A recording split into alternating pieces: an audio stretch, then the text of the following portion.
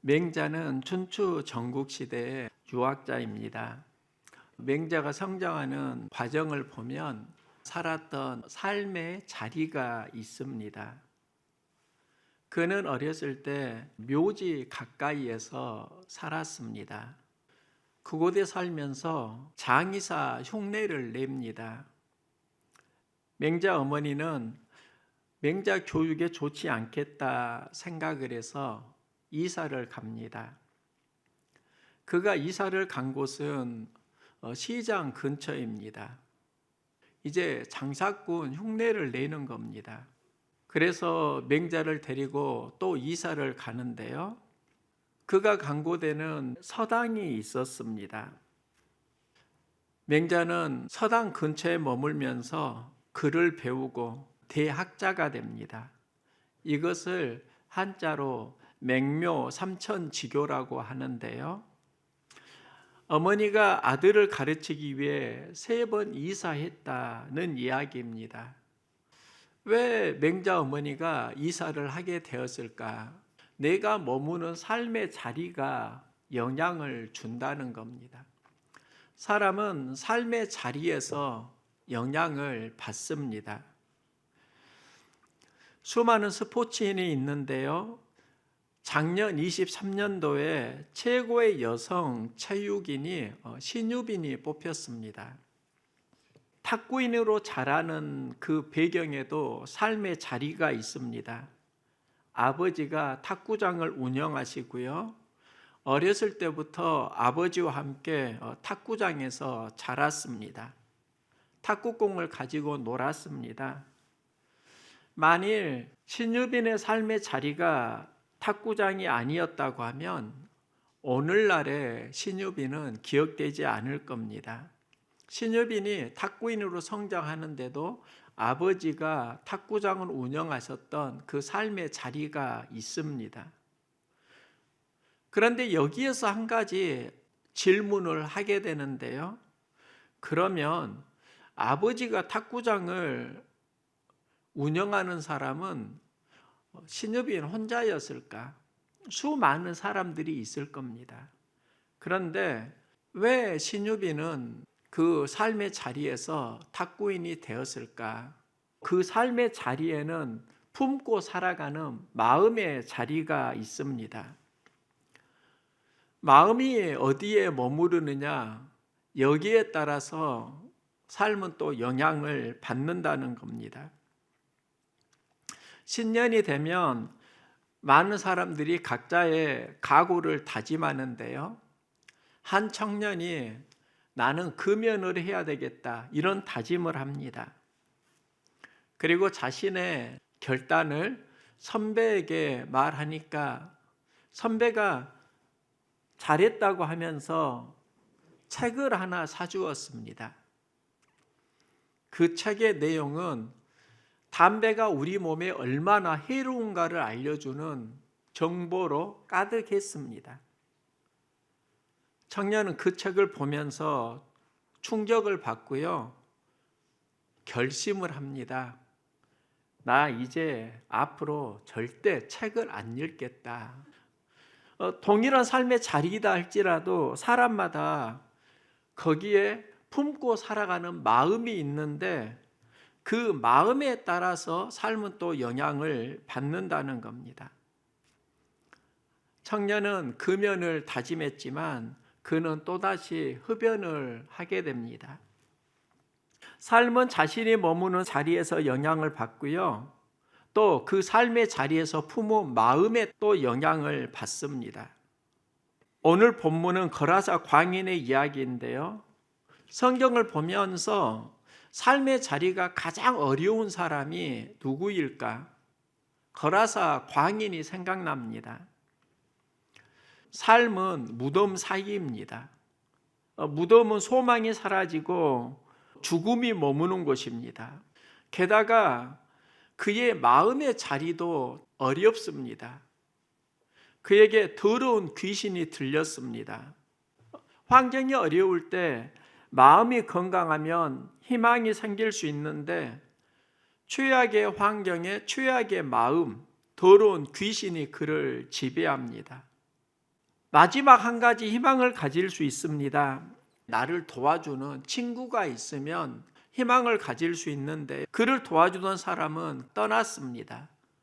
삶의 자리는 무덤 사이, 마음은 더러운 귀신, 관계는 단절되고 귀신에게 지배당하는 삶, 최악의 상황이 아닐까요? 그런데 여기서 더러운 귀신을 군대라고 하는데 이 군대가 언어가 레기온이고요. 레기온은 로마 군대의 5, 6천 명 정도 구성된 부대입니다. 군대의 귀신은 수천을 말하고 그 수천의 더러운 귀신들이 그를 지배하고 있다고 하면 몸도 힘들고 영혼도 피폐되고 관계도 단절되고 우리가 경험할 수 있는 최악의 상황이 아닐까요? 그런데 이 최악의 상황에서 인생이 반전됩니다. 무덤 사이에 머무르던 그가 데가볼리 전도자가 되는데요. 이 데가볼리는 헬라어로 데카폴리스입니다. 데카는 영어로 열을 말하고 폴리스는 도시를 의미합니다. 그러니까 데가볼리는 10개의 도시를 말하는데요. 예수께서 자기에게 어떻게 큰 일 행하셨는지를 데가볼리에 전파하니 모든 사람이 놀랍게 여기더라.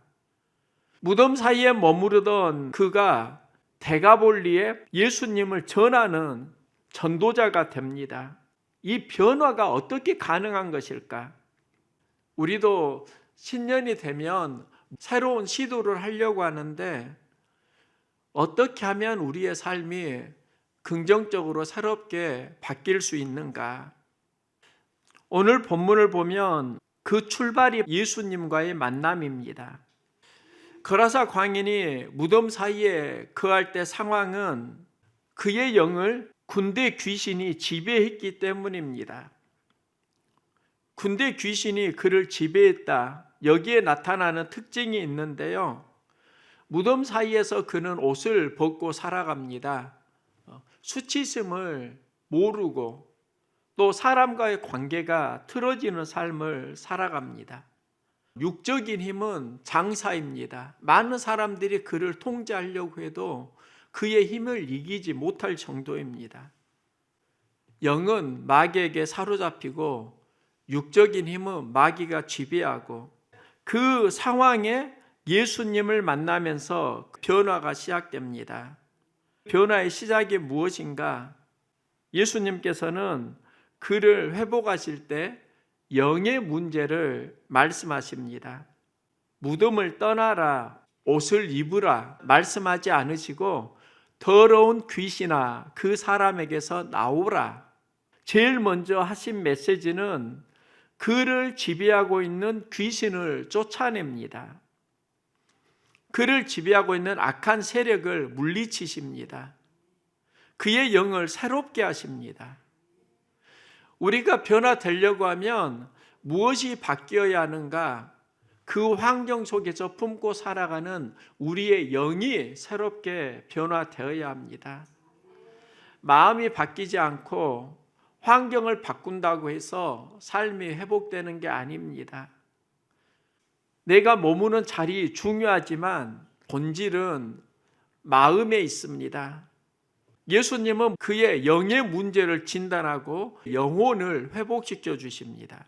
변화했던 그 전환점에는 영적 전쟁이 있습니다. 영적 전쟁이 어디에서 승리할 수 있는가?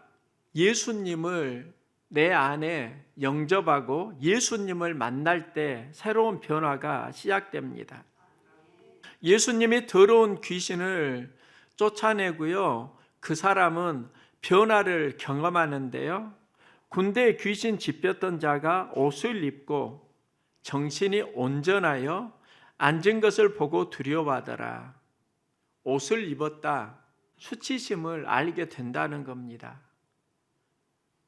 그리고 정신이 온전하여 더러운 귀신이 떠나니까 정신이 회복되었다는 겁니다. 그러면 옷을 입고 정신이 온전하였다. 이게 회복이라고 하면 무엇을 말하는가? 옷을 입는다라는 건 사람과의 관계 회복을 의미합니다. 정신이 온전하여는 스피릿이 건강해졌다는 겁니다. 사람이 온전한 변화를 가지려고 하면 사람과의 관계가 회복되어야 하고요. 품고 살아가는 영이 회복이 되어야 합니다.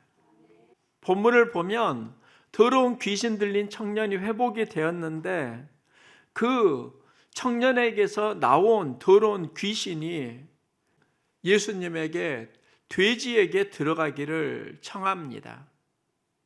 예수님은 돼지에게 들어가는 것을 허락하시는데 여기에서 돼지 2,000마리가 비탈로 달리다가 바다에 빠져 죽습니다. 본문을 보면서 아니 그러면 돼지 2,000마리를 키운 그 주인은 어떻게 되는 거야? 해석을 할 때 당황스러운 게 있었습니다. 돼지 2,000마리가 바다에 빠져 죽는 것을 어떻게 이해해야 하지? 레위기에서 돼지에 대한 정보가 나오는데요. 돼지는 굽이 갈라져 쪽발이로 돼 책임지를 못하므로 너희에게 부정하니 너희는 이러한 고기를 먹지 말고 그 주검도 만지지 말라. 이것들은 너희에게 부정하니라. 레위기에서 돼지가 부정한 음식이라고 말씀합니다. 그 지역에 돼지가 있었다는 것은 이교도가 있었다는 겁니다.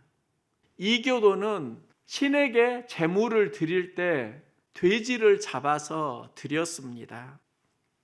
그러면 예수님께서 그 돼지를 멸하셨다는 건 신과 신들의 전쟁, 영적 전쟁을 하셨다는 겁니다. 회복하려고 하면 영적 전쟁에서 승리를 해야 합니다. 우리 주위를 보면, 우리의 마음을 보면 이 영적 전쟁은 지속되고 반복되고 있습니다. 예수님은 영적 전쟁에서 승리의 비결을 알려주시는데요. 그 원리를 보면 거라사 광인 이야기가 전후 맥락을 보면 공통적으로 나타나는 특징이 있습니다. 다수 대 소수의 구조입니다. 예수님이 많은 사람들을 고치시고 많은 이적을 행하셨습니다. 그리고 날이 저물어 갈 즈음에 거라사 광인에게 갑니다. 거라사 광인은 한 명인데 그 이전에 예수님이 하셨던 사역에는 수많은 사람들이 있습니다. 마태복음 8장에는 예수께서 말씀으로 귀신들을 쫓아내시고 병든 자들을 다 고치시니 귀신들, 병든 자들 다수를 만났다는 겁니다. 그 다음에 나오는 이야기가 거라사 광인 한 명입니다. 우리의 영이 회복되려고 하면 작다고 보이는 그 일에 최선을 다해야 합니다.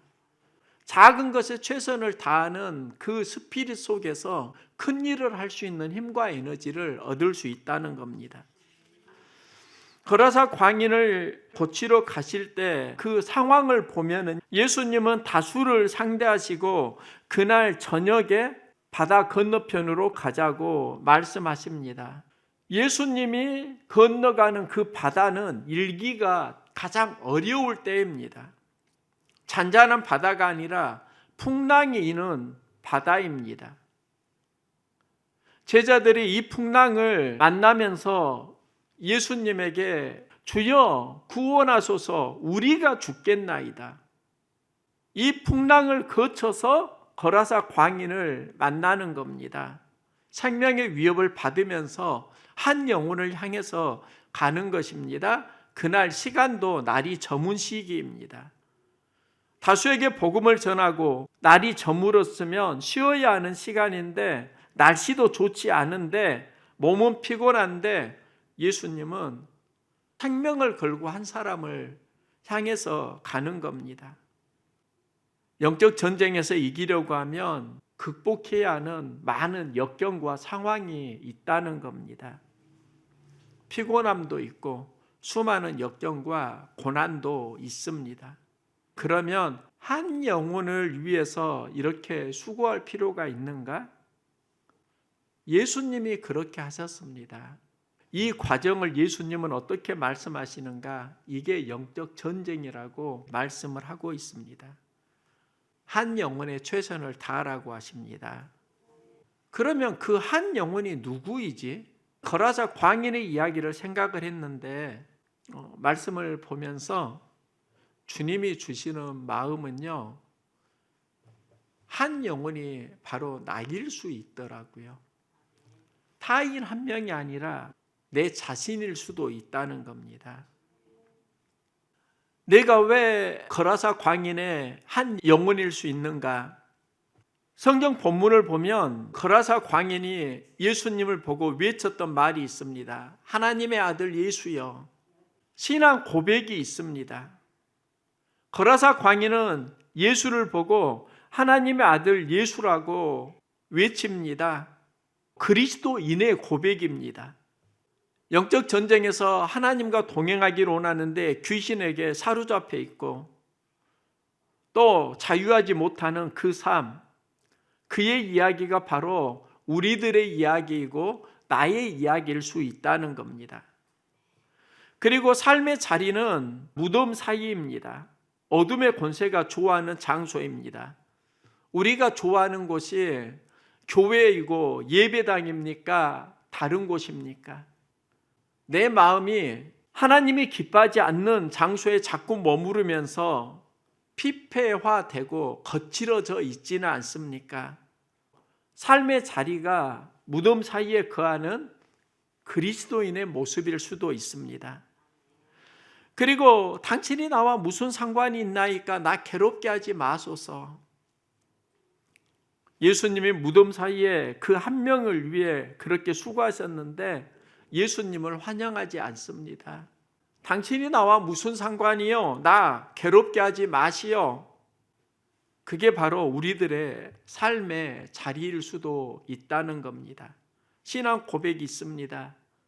그런데 삶의 자리는 생명이 아니라 무덤 사이이고 예수님이 도우려고 오셨는데 도리어 거절합니다. 마음은 거칠어져 있습니다. 영혼은 피폐화되었습니다. 오늘날 수많은 그리스도인의 모습이라고 할 수 있습니다. 저는 여기에서 새로운 희망을 가질 수 있기를 소망합니다. 인류가 낳은 최고의 천재 중에 한 명이 레오나르도 다빈치입니다. 그는 과학자이기도 합니다. 자료를 보니까 비행을 최초로 시도를 했고 또 수많은 발명품을 가지고 있습니다. 그리고 그는 건축가이기도 합니다. 철학가이고 또 그가 쓴 시는 지금도 많은 영향력을 행하고 있습니다. 또 작사 작곡도 뛰어났습니다. 그가 조각가이기도 합니다. 육상도 잘했습니다. 물리학, 수학, 해부학에도 능한 사람이었습니다. 어떻게 한 사람이 이럴 수 있지? 레오나르도 다빈치를 아는 사람들이 공통적으로 고백하는 게 이 사람이야말로 천재다. 그런데 그 레오나르도 다빈치 시대에 그와 버금가는 화가가 있는데 그가 바로 카라바조입니다. 2006년 영국에서 한 그림이 7천만 원에 팔렸는데요. 그 그림이 갑자기 170억 원으로 상승합니다. 이유가 그 그림이 카라바조가 그린 진품이라는 것이 진단이 되었기 때문입니다. 세계 최고의 박물관인가 아닌가의 그 기준이 카라바조의 작품이 있느냐 없느냐에서 결정된다. 그런 말이 있을 정도로 카라바조는 뛰어난 사람이었습니다. 그런데 그 카라바조가 마지막에 그린 그림이 골리앗의 머리를 든 다윗입니다. 다윗이 골리앗의 머리를 들고 있는 그림을 그렸는데요. 그 그림을 보면 굉장히 특이한 한 가지가 있습니다. 골리앗을 이긴 다윗의 모습이 밝은 것은 아닙니다. 좀 슬픔이 있습니다. 그리고 그 다윗의 얼굴은 카라바조의 소년 시절의 얼굴입니다. 목이 잘린 골리앗에는 성인이 되어 죽어가는 자신의 얼굴을 넣었습니다. 그러니까 그의 작품은 이런 겁니다. 골리앗의 머리를 든 다윗은 카라바조가 카라바조를 죽이고 머리를 들고 있는 사진입니다. 저는 이게 굉장히 인상적이더라고요. 슬픈 건 카라바조의 그 작품이 우리들의 자화상일 수 있겠다. 다윗은 하나님의 사람입니다. 골리앗을 무찔렀습니다. 그런데 내가 무찌른 그 골리앗은 또 다른 나의 모습이기도 합니다. 우리는 하나님의 사람으로 살아가기도 하지만 하나님을 대적하는 골리앗으로 살아가기도 한다는 겁니다. 여러분 안에 하나님의 형상도 있지만 하나님을 대적하는 나는 없습니까? 여기에서 영적 전쟁은 계속 진행이 될 수밖에 없습니다.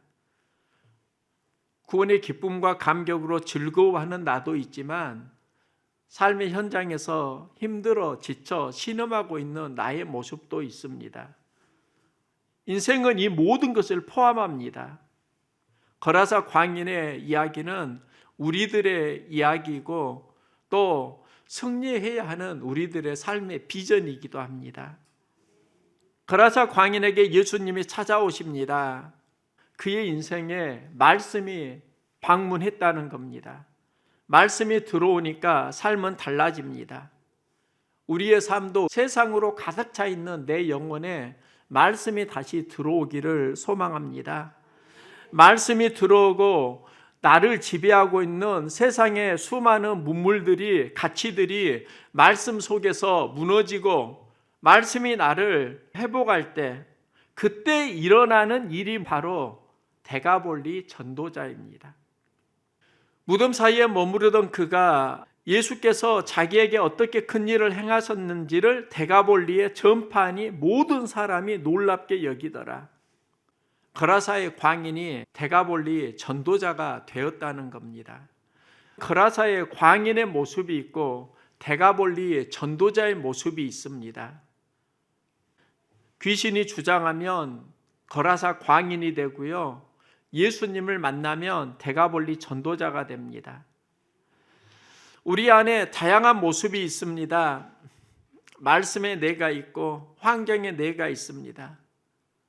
믿음의 거인 다윗이 있는가 하면 하나님을 대적하는 골리앗도 내 안에 있습니다.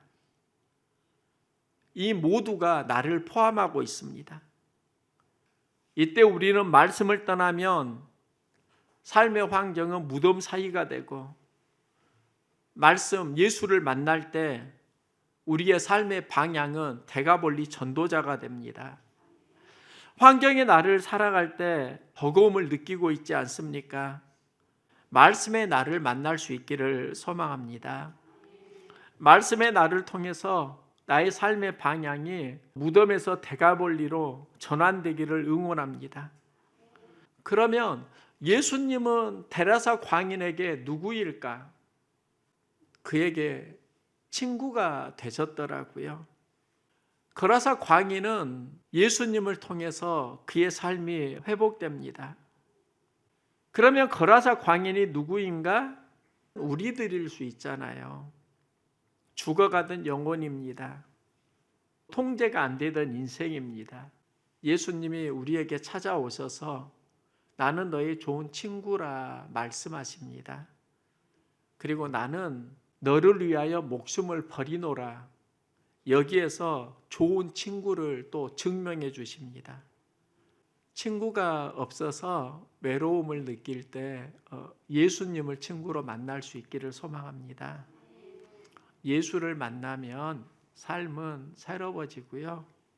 또 삶의 자리가 거라사 광인의 자리라고 할지라도 예수님을 만나면 새로운 소망이 시작됩니다. 데가볼리 인생으로 우리가 함께 승리하는 삶, 예수 만나고 살아갈 수 있기를 소망합니다.